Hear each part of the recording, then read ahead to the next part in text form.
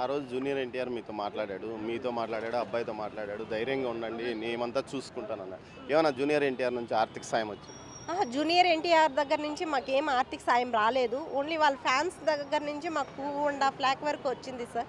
వాళ్ళు ఇచ్చారు 2.5 లాక్ వరకు ఎన్టీఆర్ ఫ్యాన్స్ ద్వారా. ఈ ప్రభుత్వం ఏమన్నా సాయం చేసిందా? ప్రభుత్వం సీఎంఆర్ఎఫ్ నుంచి మాకు 11 లాక్స్ ఇచ్చారు సార్. మళ్ళీ టీటీడీ వాళ్ళు కానీ 40 లాక్స్ ఇచ్చారు సార్. బట్ ఆ అబ్బాయి కండిషన్ హై నుంచి హై అయిపోయి లో అయిందనమాట. ఇప్పుడు బాగుంది.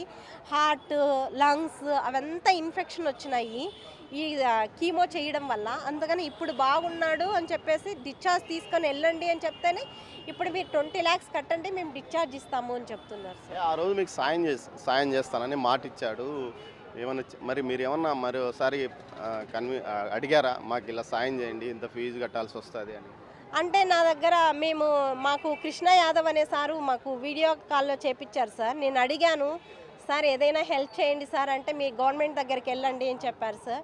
మళ్ళీ ఎన్టీఆర్ అకౌంటెంట్ అని నా దగ్గర ఒక నెంబర్ ఉంది. ఆ నెంబర్కి కాల్ చేస్తే మీరు ఇన్వాల్వ్ అవ్వద్దండి అని మాకు చెప్పారు. టీటీడీ ఇచ్చినారు కదా అని చెప్పారు సార్.